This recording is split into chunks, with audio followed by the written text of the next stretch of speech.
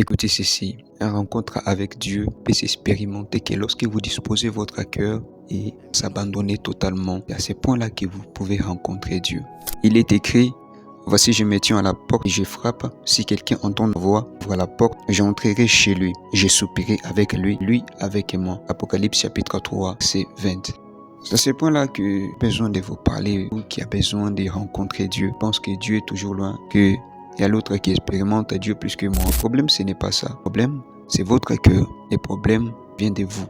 Si vous avez un cœur partagé, vous ne pouvez jamais rencontrer Dieu. Il y a beaucoup de personnes, tu penses que aller à l'église, se concentrer, là tu peux rencontrer Dieu. Non, non, tu ne peux pas rencontrer Dieu en se concentrant. Tu vas rencontrer Dieu seulement quand tu vas t'abandonner totalement à lui. Voici encore les problèmes. Le Seigneur Jésus a dit quoi? Ce peuple a mon nom des lèvres. Son cœur est éloigné de moi. Vous êtes là, vous pensez connaître Dieu, mais amoureux de lui.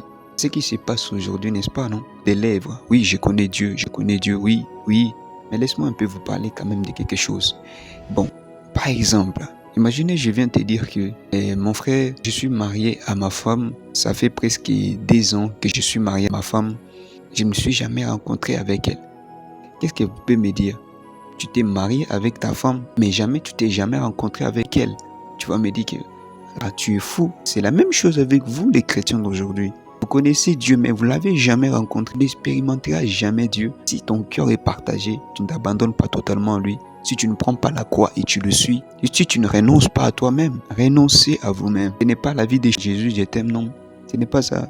Tu ne rencontreras jamais Dieu. Là, je pense que vous allez comprendre quand même pourquoi vous êtes toujours bloqué. Il dit quoi? Adultère qui vous êtes, ne savez-vous pas que l'amour du monde est inimitié contre Dieu? Waouh!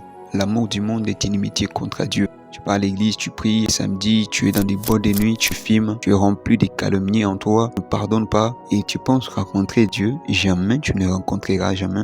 Tu ne peux pas rencontrer Dieu comme ça. Il continue, il dit quoi? Celui donc qui veut être ami du monde sera ennemi de Dieu. Quand on commence à prêcher du péché, les gens se fâchent. On commence à parler de la repentance, vous vous fâchez. Là, vous êtes destiné à l'enfer. Vous êtes destiné au feu, à la condamnation. Je parle de vous. Vous qui aimez Dieu, pense que Dieu est toujours amour. Dieu est toujours fidèle. Mais si toi tu es infidèle, il va te vomir. Il a dit quoi?